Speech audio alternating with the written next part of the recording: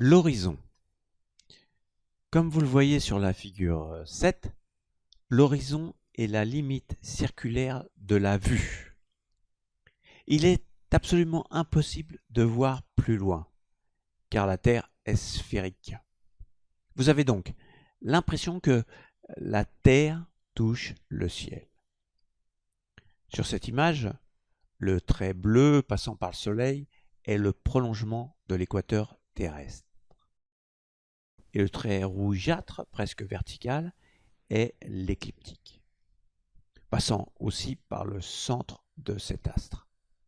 Vous pouvez donc en déduire, par ce que nous avons appris précédemment, que le Soleil n'a pas de déclinaison sur cette photo. Il se trouve donc à un équinoxe. Il est à l'intersection de l'équateur et de l'écliptique. Ici, il s'agit donc de l'automne, le 23 septembre. En astrologie, nous utilisons ce qu'on appelle l'horizon mathématique qui passe par le centre de la Terre. C'est un horizon spatial. Il y a peu de différence avec l'horizon astronomique qui est l'horizontale du lieu, tel que nous le voyons sur la figure 7. Ce sont, alors là maintenant, l'ascendant et le milieu du ciel, très important en astrologie. Ce sont deux points pour l'astrologue qui sont inscrits sur une carte du ciel, lorsque l'heure et le lieu de naissance sont connus, et qui permet une découpe de la sphère terrestre en 12 secteurs, que l'on appelle maisons.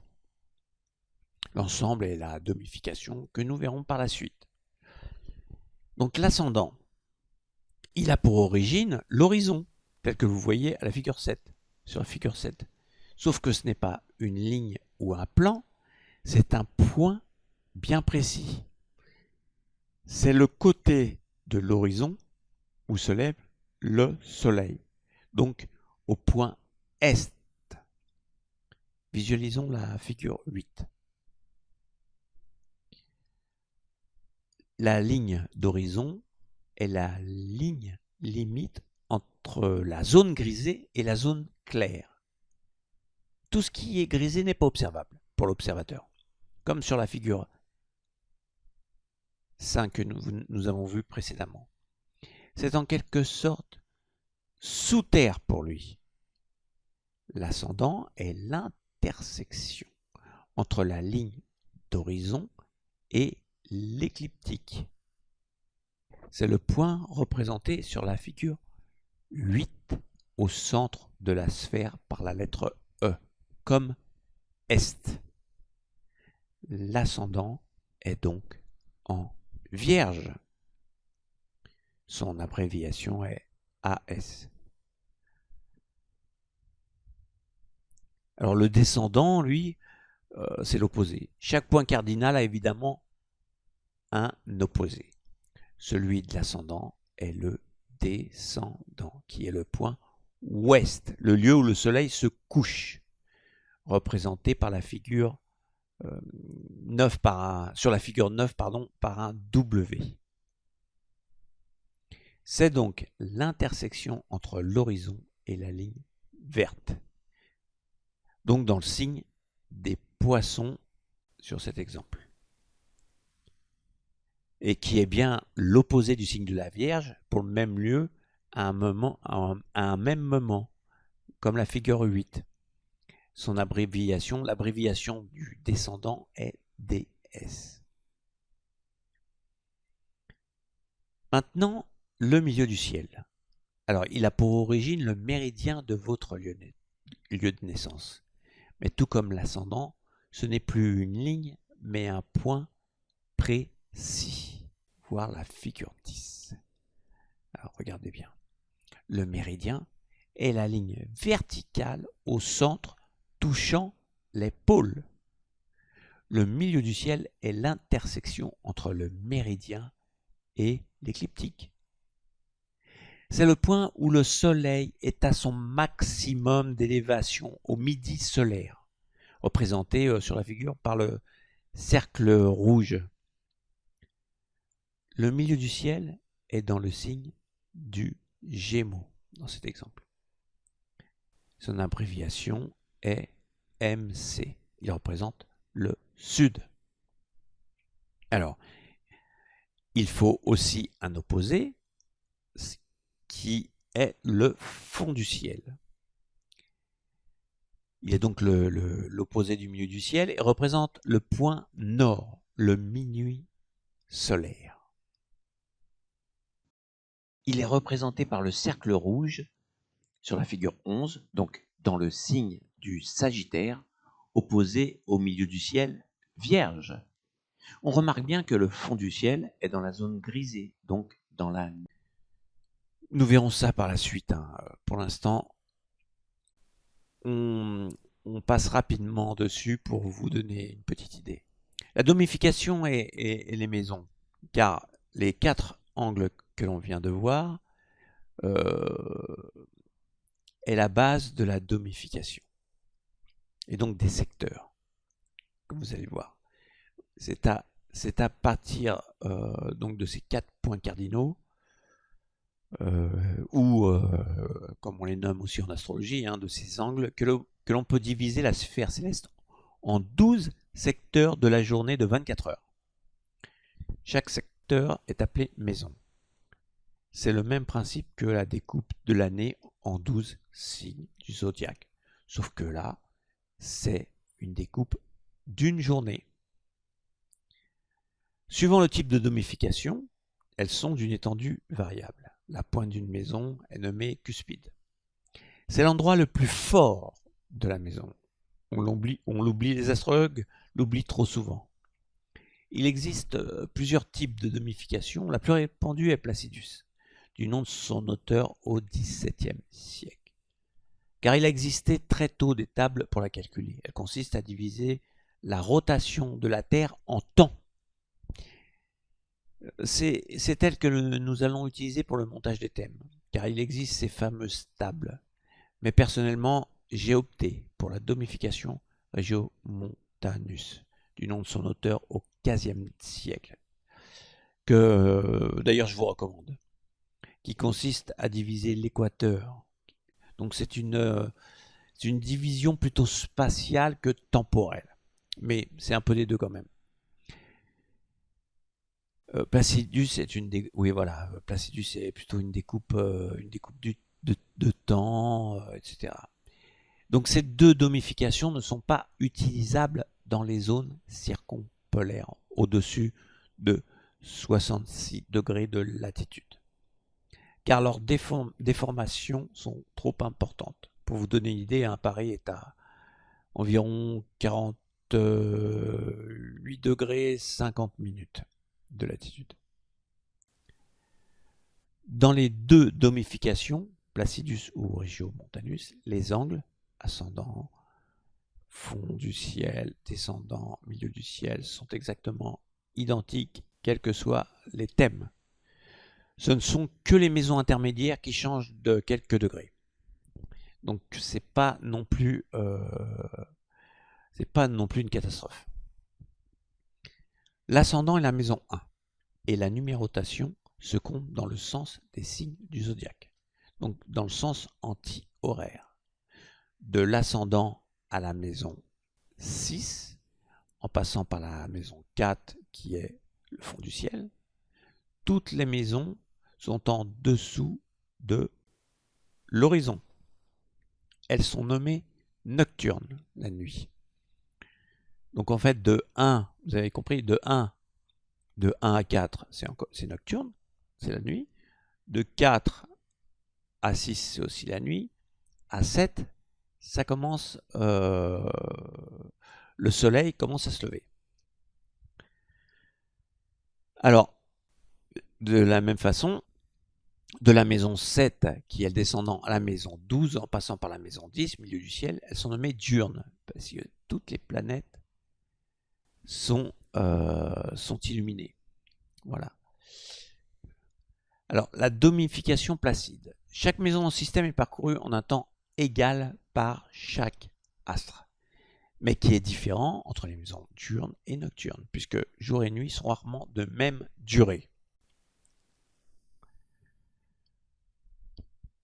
Les cercles rouges sur la figure indiquent la position des cuspides des maisons 12 et 2, respectivement en Vierge et Balance.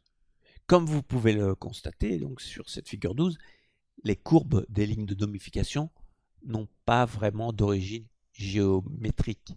Elles sont perdues dans l'espace, comparées à la domification régiomontaneuse.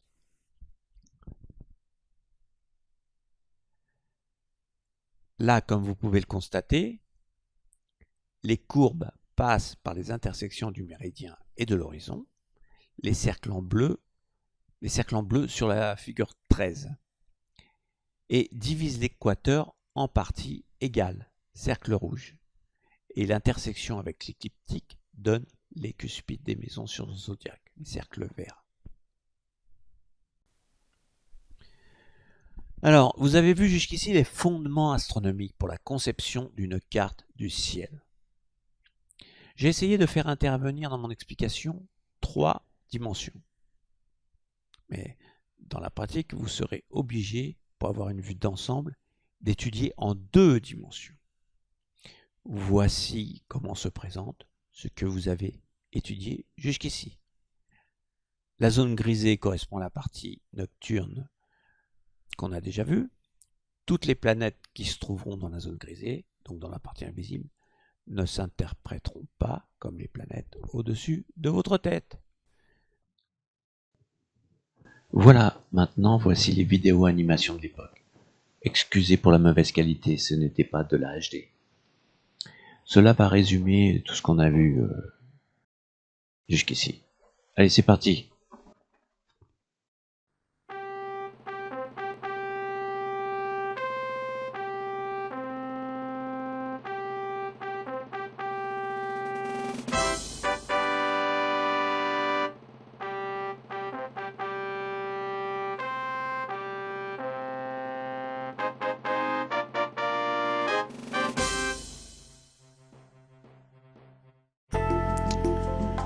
Imaginez, vous êtes à des milliers d'années avant notre ère. L'homme n'est plus un animal. Il commence tout juste à se poser les questions sur son environnement. Il est assis là sur les roues. Il regarde les pastilles brillantes. Il a l'impression qu'il pourrait les toucher. Il n'imagine pas un seul instant qu'il lui faudrait plusieurs vies humaines pour les atteindre. Pour lui, il y a sûrement un autre monde là.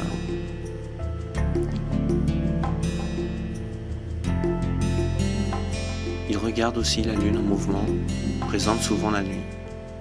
Ce disque fait rêver. Il a toujours fait rêver nos ancêtres.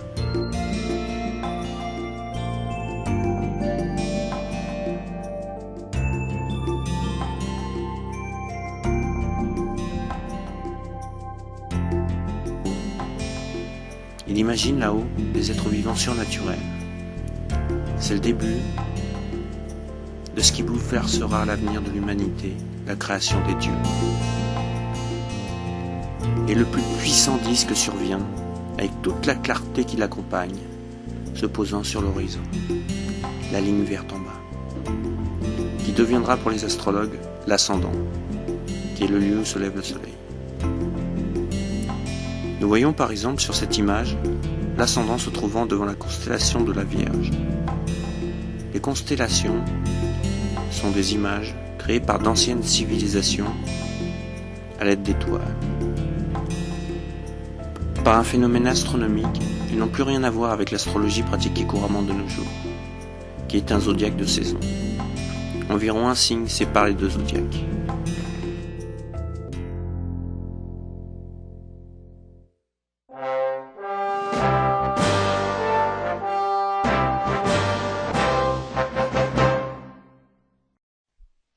Le méridien fait partie intégrante de l'interprétation d'une carte du ciel. C'est un cercle passant par les pôles et par la verticale du lieu de naissance, c'est la longitude. Ici, nous voyons le méridien de Paris, légèrement à droite, du 0 degré du méridien de Greenwich, qui est le temps universel, indiqué par la flèche. À gauche, nous avons donc la longitude de 30 degrés ouest et à droite 30 degrés est, Paris se trouvant à 2 degrés 20 minutes est. Suivons maintenant le méridien de Paris jusqu'au zodiaque. Là, il coupe l'équateur.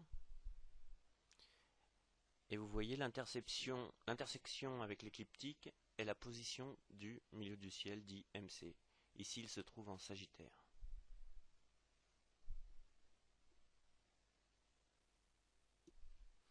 Cette représentation d'un thème natal en 3 dimensions est le même que celui décrit dans le court écrit numéro 3. Nous remarquons la Lune et Neptune dans le signe du Scorpion.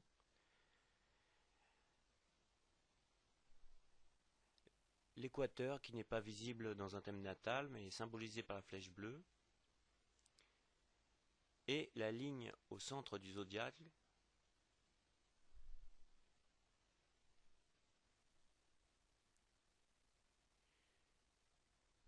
nous faisons un petit zoom.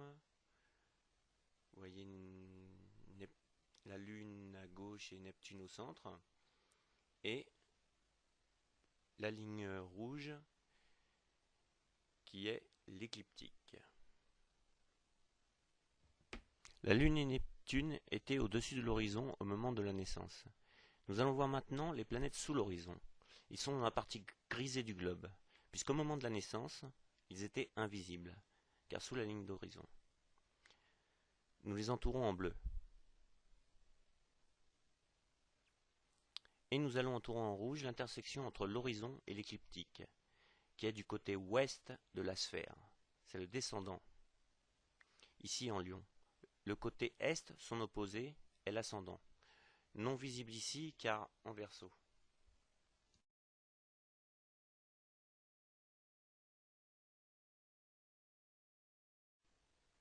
Voici donc la représentation du thème natal de l'astrologue dans sa pratique quotidienne.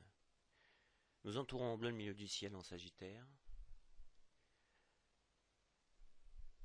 Les planètes décrites tout à l'heure qui sont sous l'horizon. Le descendant en rouge, en face vous voyez le Verseau symbolisé avec la flèche.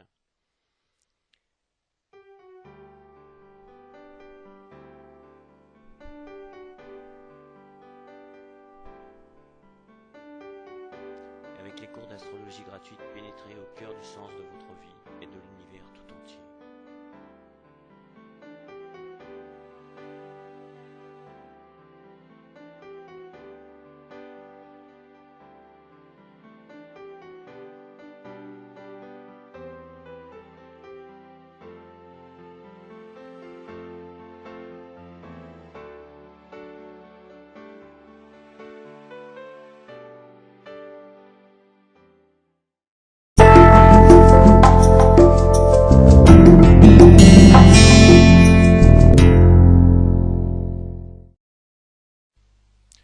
Nous allons maintenant vous expliquer les différentes positions du Soleil tout au long de l'année par rapport à l'horizon visible, comparé à la carte du ciel des astrologues. Sur cette carte est représentée la sphère céleste le 21 décembre 2005 à midi, heure de Greenwich, donc au solstice d'hiver, l'époque où la durée de l'ensoleillement est la plus courte.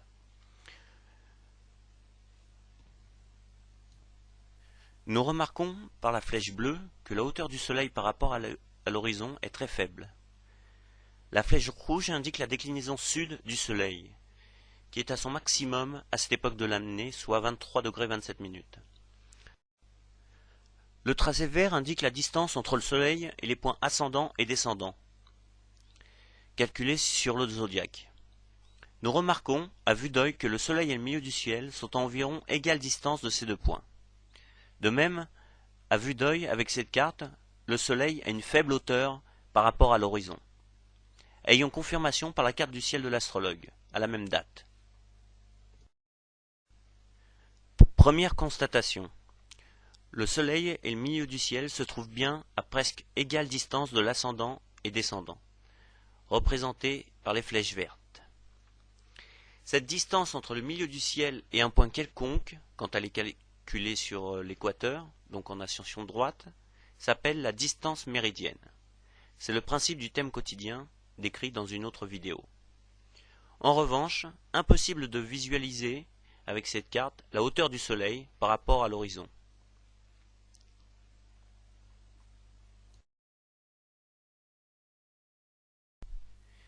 Simulons maintenant avec un logiciel astronomique la position réelle du Soleil par rapport à l'horizon ce 21 décembre à midi.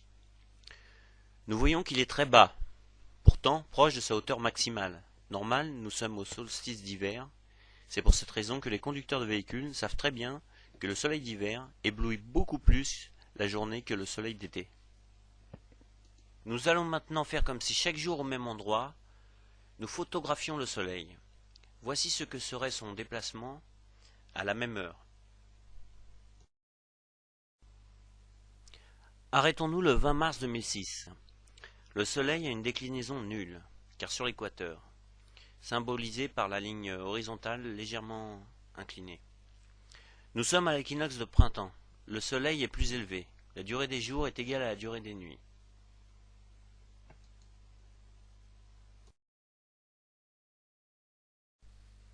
Regardons sur un thème natal, ce 20 mars à 12 h. On pourrait croire, étant donné que le soleil, au niveau du zodiaque, est plus proche du descendant que de l'ascendant, qu'il ira plus vite pour se coucher qu'il n'en a eu pour se lever. Or, il n'en est rien. Comme c'est une question de temps, le 20 mars à 12 h, il est levé depuis 6 heures, et il mettra environ encore 6 heures pour se coucher. Explication sur la carte suivante.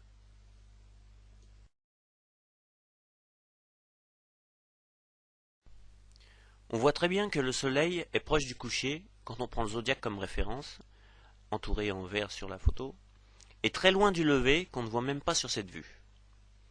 Mais on remarque que le soleil est à l'intersection de l'équateur, du point vernal ou 0 degré bélier, et le méridien de Paris.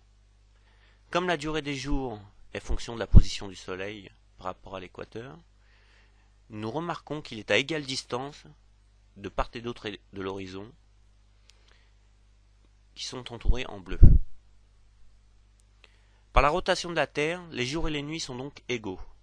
Si dans la représentation du thème natal, la distance du Soleil sur le zodiaque jusqu'à l'horizon est inégale, c'est dû à la longitude géographique de Paris sur ce thème. Si vous habitiez sur l'équateur, la distance sur le zodiaque serait la même. Reprenons nos photos quotidiennes du Soleil et arrêtons-nous au 21 juin, au solstice d'été. Le Soleil est à sa hauteur maximum et sa plus grande déclinaison nord. Revenons maintenant à sa position d'origine, du début de la vidéo. Un an s'est écoulé. Nous voyons que le Soleil a formé une figure, une espèce de 8. Elle est bien connue chez les astronomes. Elle s'appelle l'analemme. Vérifions en calcul ce que représente cette figure. Le 20 décembre, la hauteur du Soleil est 41 degrés environ, sans la prise en compte des minutes. Le 21 juin, la hauteur du Soleil par rapport à l'horizon est de 64 degrés. Si on procède à l'opération 64 moins 41, donc la différence des deux hauteurs, nous trouvons 23 degrés, ce qui est environ la déclinaison maximale du Soleil. Si on était plus précis, évidemment, on trouverait 23 degrés 27 minutes. Vous vous demandez peut-être pourquoi le tracé vertical n'est pas rectiligne et que le Soleil passe de gauche à droite. Ce décalage est la différence entre l'heure solaire vraie et l'heure moyenne, qui est celle de votre montre. C'est celle que nous avons prise pour prendre des photos. Cette différence s'appelle l'équation du temps. Elle est due à l'inclinaison de l'axe de la Terre sur l'écliptique et de la vitesse de la Terre qui n'est pas régulière.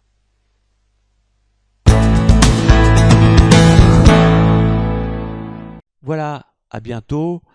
La prochaine vidéo sera un examen de ces 3 parties. À bientôt. Au revoir.